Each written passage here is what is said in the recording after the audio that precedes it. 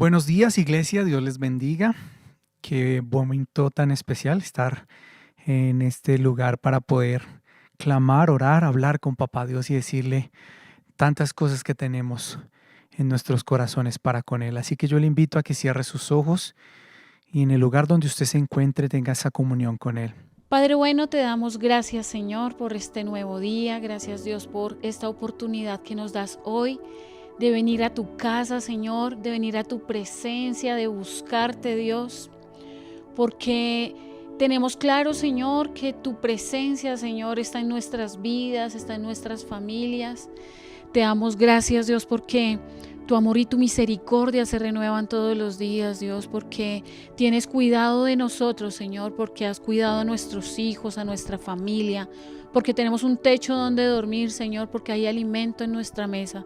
Pero sobre todo, Dios, porque tu presencia nos acompaña todos los días, Padre bueno. Hoy como familia, Señor, venimos a buscarte.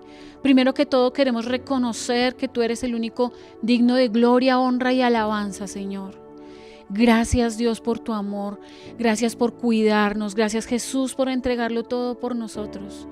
Porque no solamente viniste a esta tierra a enseñarnos cómo llevar una vida santa delante de Dios Padre, sino que además de eso, Señor, trajiste una palabra nueva, una palabra de vida, una palabra en la que empezamos a conocer realmente a nuestro Dios, Señor. Gracias, Jesús, porque siempre tuviste comunión con el Padre y porque nos enseñaste la importancia de buscar la presencia de Él todos los días. Gracias porque nos enseñaste a ser justos, a ser misericordiosos, a tener fe, a tener la mirada siempre puesta en ti, Dios. Gracias te damos, Jesús, por tu obra en la tierra, por tu obra en la cruz. Porque en esa cruz, Señor, cargaste todos nuestros pecados y gracias a ese sacrificio, Señor, por medio de ese sacrificio, tú pagaste nuestra deuda, Jesús. Gracias te damos, Señor, por morir en esa cruz y por resucitar, por darnos por gracia y sin merecer, Señor, el regalo de la salvación. Hoy te damos gracias, Jesús, porque sabemos que sigues pendiente de nosotros, que tú eres nuestro intercesor, Señor, que tú eres el único camino que tenemos al Padre. Gracias por traer a tu Espíritu Santo, gracias por quedarte con nosotros. Gracias porque eres nuestro consolador, porque eres quien nos da discernimiento, porque eres quien todo el tiempo nos da consuelo, quien todo el tiempo nos advierte de nuestros propios pensamientos, de lo que vamos a hacer, de lo que vamos a decir. Hoy te pedimos, Dios, que seas tú, Señor, hablando a nuestras vidas. Que seas tú hoy tocando las vidas y los corazones de cada uno de nosotros, tus hijos, quienes te estamos buscando, Señor, desde nuestra casa, desde nuestro trabajo, desde el lugar en el que nos encontramos, Dios. Tú conoces nuestro corazón, conoces nuestras cargas, conoces nuestras luchas.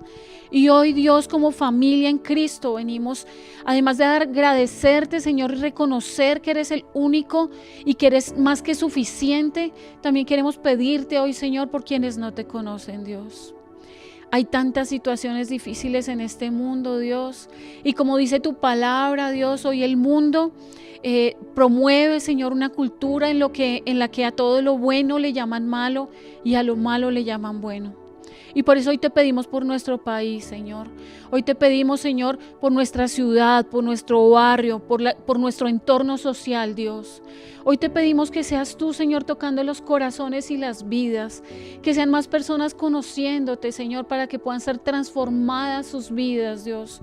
Porque solo cuando te conocemos entendemos, Señor, que los placeres que ofrece el mundo son pobres, son escasos, son vacíos, Señor.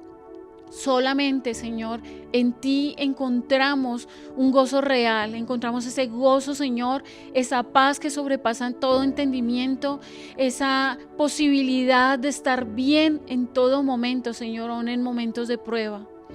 Porque cuando estamos tomados de tu mano, Señor, en las dificultades entendemos que tienes propósito con lo que estamos viviendo y que tú, Señor, estás haciendo tu obra como lo prometiste, Señor.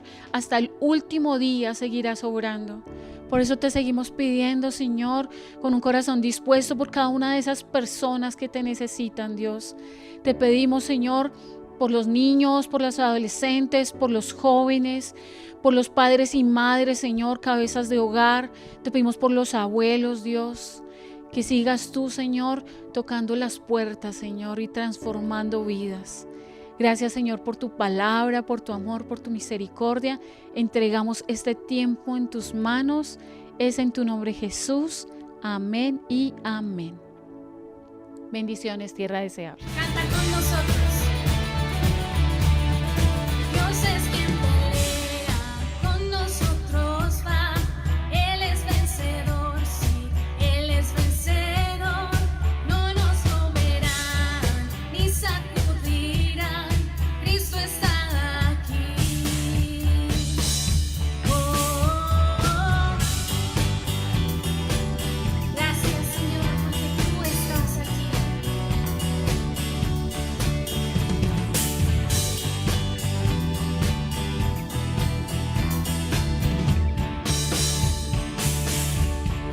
Dios es quien pelea, con nosotros va. Él es vencedor, sí, Él es vencedor. No nos moverán ni sacudirán. Cristo está aquí. Nuestras cargas lleva, quita el temor. Él es vencedor, sí, Él es vencedor. No nos moverán ni sacudirán. Cristo está aquí. Viviré, no moriré. Jesús vive en mi corazón. Resucitó y libre soy con su nombre.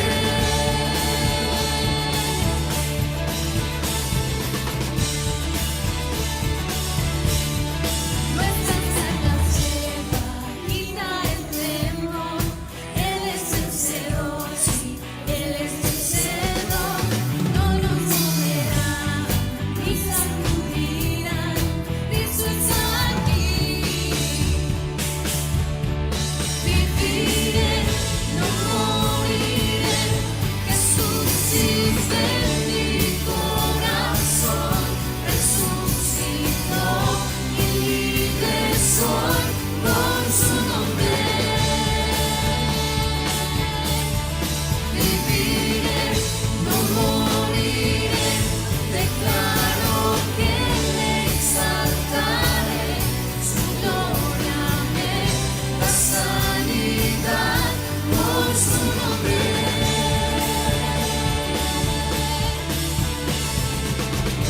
Gracias, Señor. En esta mañana, Jesús, ponemos nuestra confianza en ti, en que no hay nombre bajo el cielo dado a los hombres en quien podamos ser salvos. Y ese nombre eres tú, Jesús, quien trae victoria, restauración, nuevas fuerzas. Y en esta mañana, Señor, declaramos una vez más que tú eres quien pelea por nosotros, que tú la maldad alejas en el nombre de Jesús. Y aquí estamos, Señor, con un corazón dispuesto para ti, Jesús. Canta esto con nosotros. Dios es quien pelea, la maldad aleja, su reino ilumina. ¿Quién puede oponerse? Cristo con su nombre vence al enemigo. Cuidarlo. Dios es quien pelea, la maldad aleja, su reino ilumina. ¿Quién puede oponerse? Cristo con su nombre vence al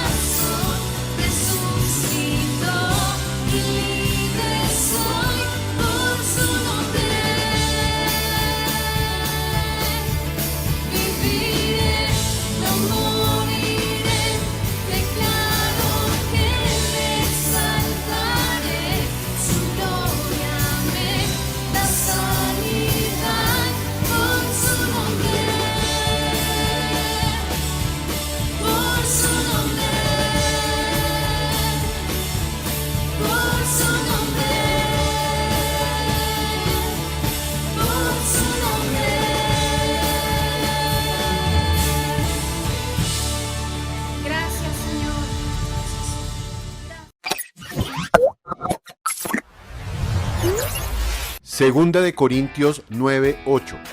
Dios tiene el poder de darles más bendiciones de las que necesitan para que siempre tengan lo suficiente para ustedes y también para que puedan ayudar generosamente a toda buena causa.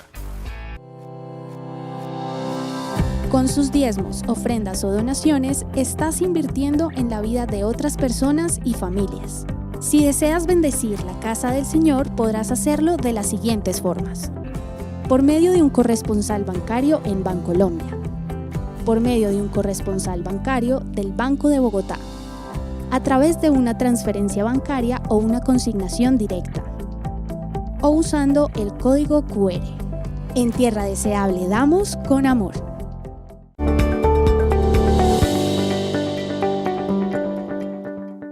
Iglesia, bendiciones. Qué precioso estar en esta mañana compartiendo una palabra para cada uno de ustedes, pero al igual ha sido una palabra que ha cautivado mi vida. Esta palabra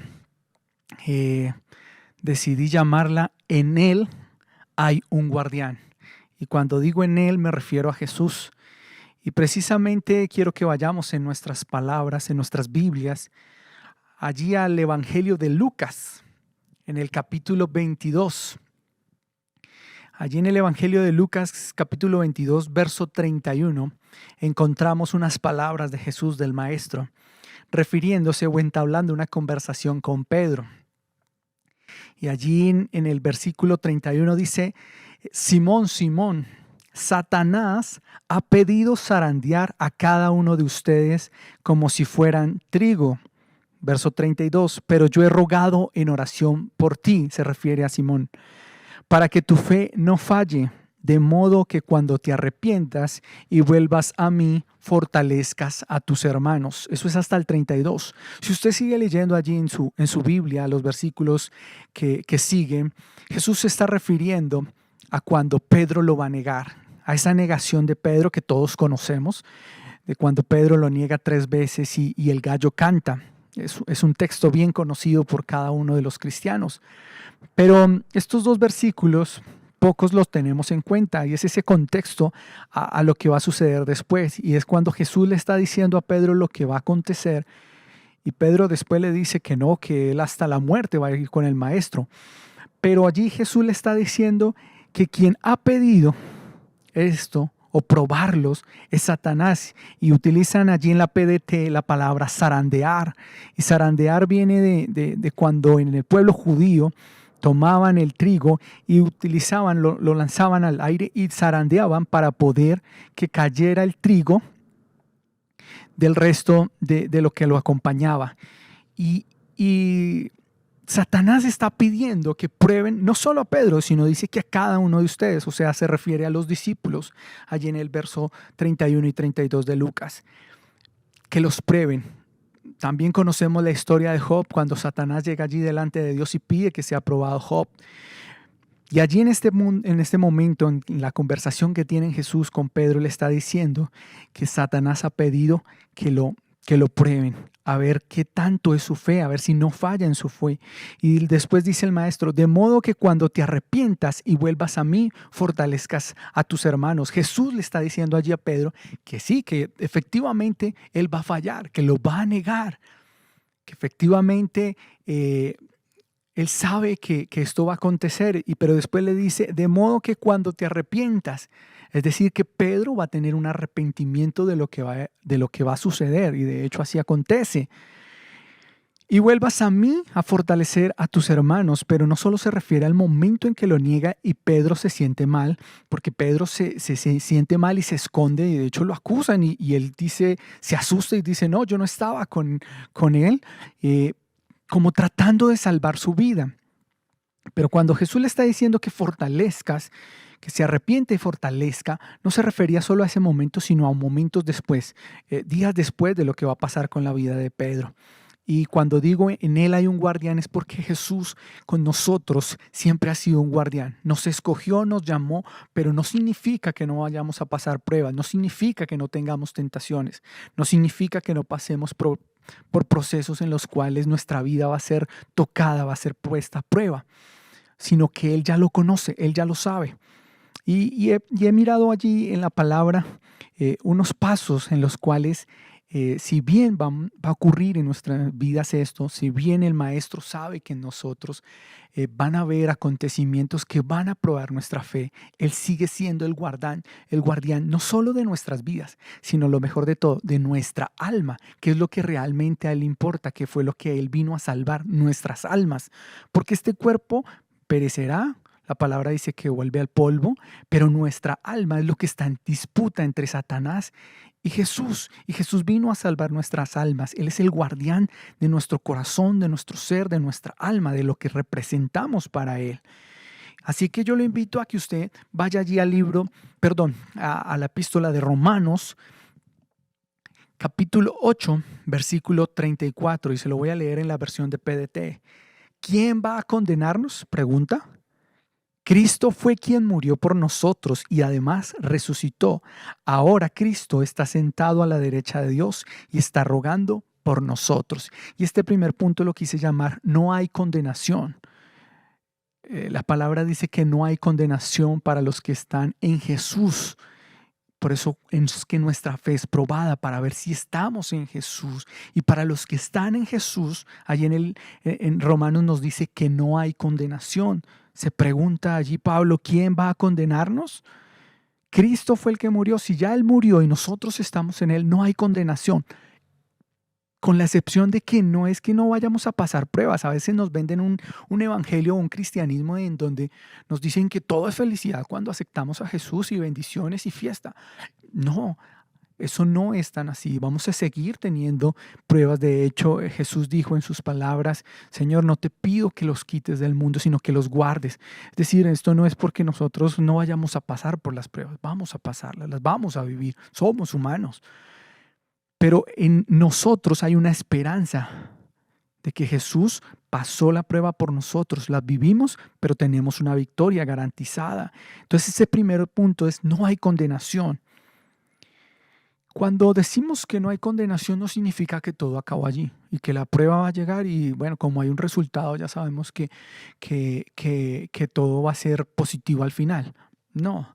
La ecuación no es tan así. Cuando Él dice que no hay condenación, significa que sí tenemos garantizado un final, que no hay condenación porque ya nuestros pecados fueron redimidos, pero que dentro de ese proyecto que tenemos llamado vida, nosotros tenemos que vivirla.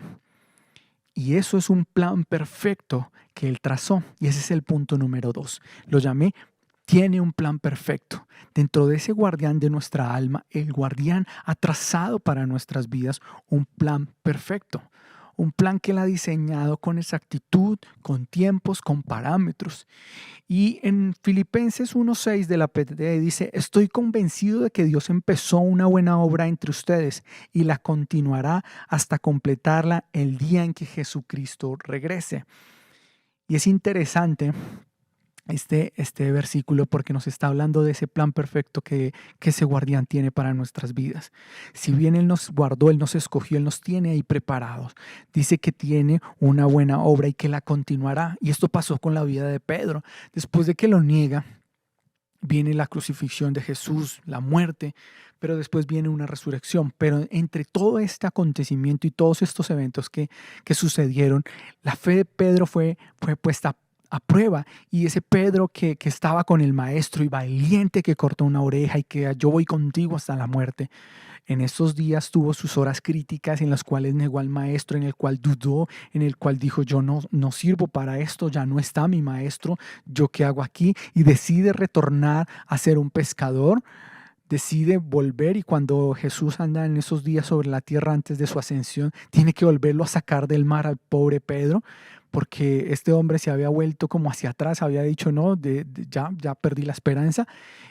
Y resulta que Jesús le dice, no Señor, yo te escogí, yo te llamé, yo tengo una buena obra y te estoy preparando. Y ese mismo Pedro es el que días después en el Pentecostés viene a hacer una gran conversión.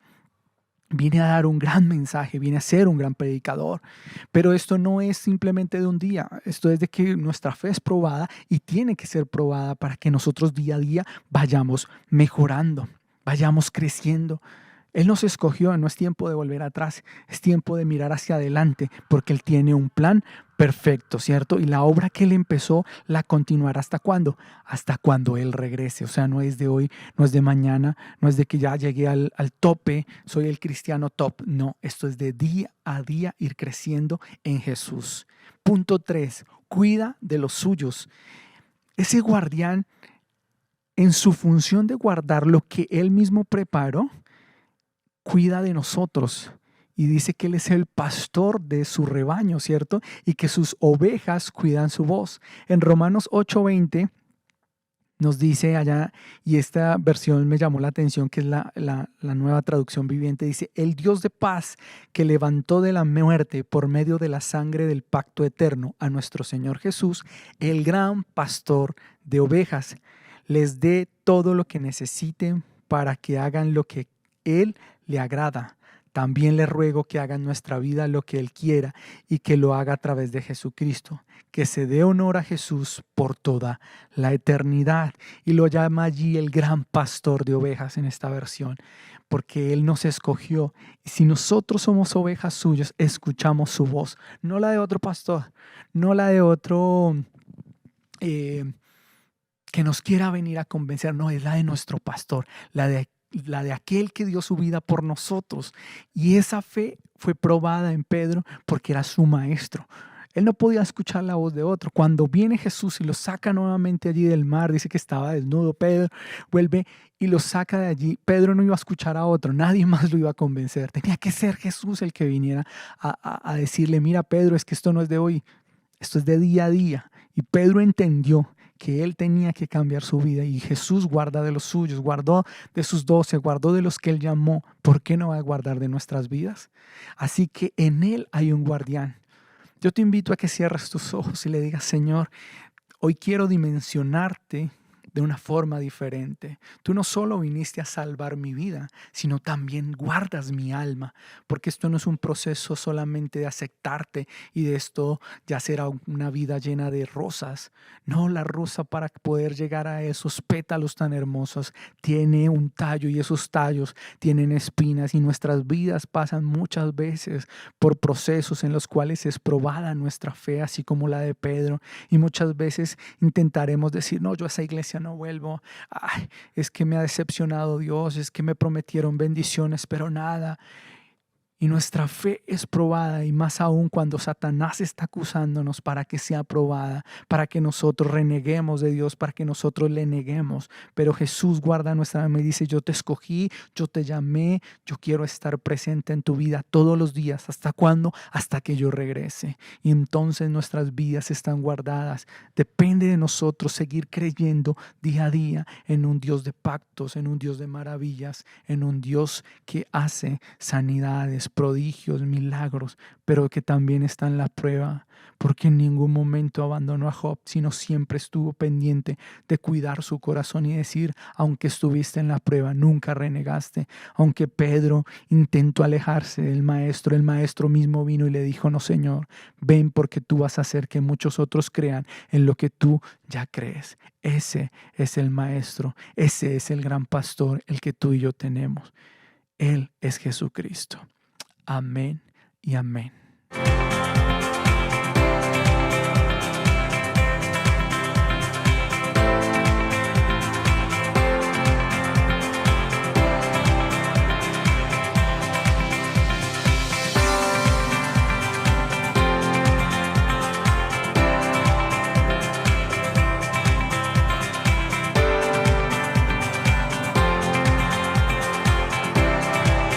Bueno, iglesia, qué tiempo tan extraordinario hemos pasado. Bueno, y por favor, comparte este link con tus familiares, con tus amigos, para que ellos también sean edificados. Recuerda que tú y yo somos tierra deseable para las naciones. Dios les bendiga. Abriste el mar.